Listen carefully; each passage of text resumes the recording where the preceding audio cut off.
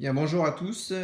J'ai l'intention de vous faire une toute petite vidéo très rapide pour que vous puissiez voir en fait plus précisément le travail avec une petite description des différentes étapes. Donc voilà, comme je l'ai mis en fait dans les commentaires précédents, vous allez avoir des briques de plâtrier. Donc quand on voit en fait comment c'est foutu de côté, vous voyez là donc le profil des briques.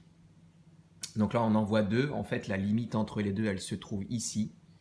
Voilà, donc là ici vous voyez qu'il y a une alvéole qui a été cassée. Et là aussi, donc en fait c'est volontaire, hein, c'est pour tout simplement faire des niches un peu plus importantes pour des poissons de taille supérieure. Vous pouvez voir qu'on peut complètement traverser à certains endroits et pas à d'autres. Donc là en fait c'est volontaire. C'est pareil, c'est pour permettre une circulation non seulement de l'eau mais des poissons. Et puis il y a d'autres endroits où ça va être bouché. Donc voilà, donc ça c'est euh, un peu à améliorer avec le temps.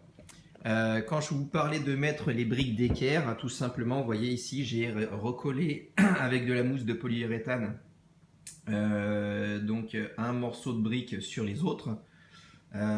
J'avais tout simplement positionné en fait à cet endroit-là une autre brique de manière à m'assurer que quand cette partie-là va être posée sur le bord, en fait le côté de la vitre de côté de l'aquarium, il y ait le moins d'espace possible entre les deux pour éviter que les poissons se coincent.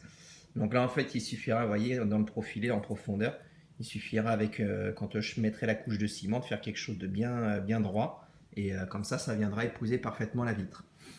Ensuite au niveau du travail des briques. Donc vous voyez ici ça a été cassé. Donc c'est pareil, c'est volontaire. Et si on regarde, en fait, on voit qu'on peut aller assez haut. En fait, on traverse quasiment la totalité de la brique.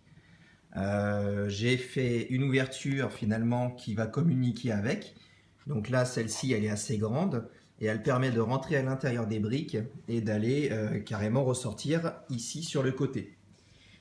J'ai collé donc avec de la mousse de polyuréthane un pot qui avait été cassé au préalable. Donc on peut voir que finalement, il y a une entrée en façade qui va permettre d'accéder pareil à l'intérieur des briques. Voilà, tout ça, le principe, c'est vraiment de faire un maximum d'alvéoles, d'infractuosité, tout ce qu'on veut pour que les poissons puissent se promener. Et les alevins, surtout, puissent aller se protéger à l'intérieur.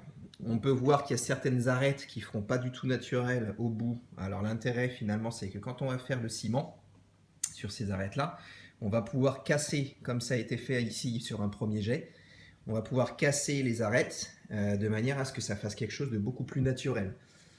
C'est pareil aussi, tout ce qui est volume fait par la mousse de polyuréthane, on peut rectifier avec le ciment, donc boucher des trous si on trouve que ça fait trop profond. Enfin, on peut vraiment faire ce qu'on veut.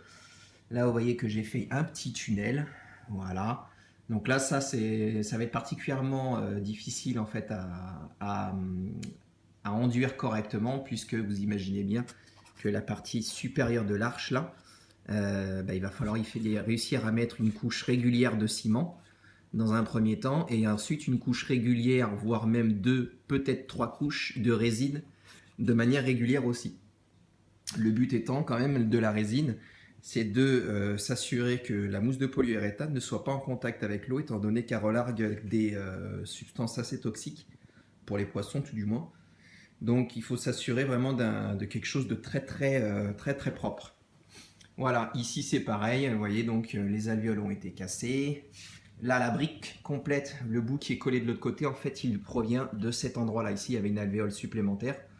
Bon, c'est un accident, en fait, ça ne devait pas casser. Mais bon, quelque part, je me dis, quand on aura finalement l'aquarium, vous voyez, la partie donc, qui est contre la planche sera posée sur la vitre du fond. Et on aura une partie derrière, une sorte de petite rigole qui permettra aussi aux poissons de se protéger, quoi.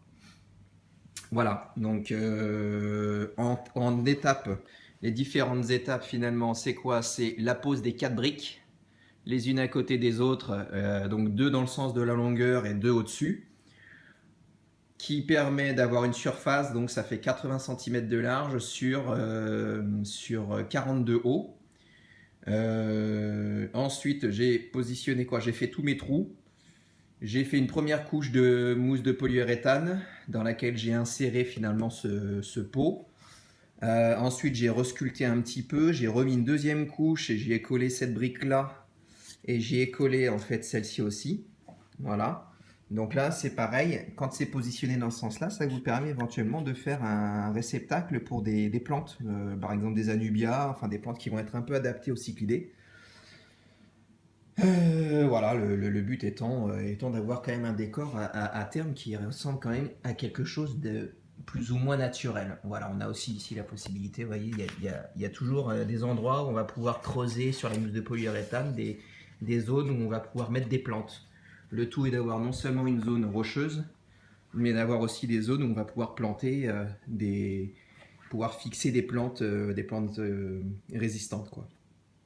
Donc voilà. Voilà que vous voyez à quoi ça ressemble. Donc la prochaine étape, ça va être le ciment, donc les différentes couches de ciment. Donc là, moi j'utilise du ciment prise rapide. Et l'intérêt, c'est qu'entre chaque couche, eh ben, du coup, il y a moins de temps de travail, moins de temps de séchage, tout du moins. Et puis on arrive du coup assez rapidement à finir le décor. Et ce qui est bien, c'est que l'additif qu'ils mettent dans le ciment prompt, une fois séché, en fait, entre les différentes couches, vous obtenez des nuances de couleurs qui sont plutôt sympas. Donc voilà, donc la prochaine étape, je ferai éventuellement une petite vidéo pour montrer le début, à quoi ressemble, en fait, quelle est la texture du ciment quand je commence à travailler. Et puis il y aura après des différentes photos au fur et à mesure du travail effectué. Voilà, écoutez, je vais poster ça tout de suite.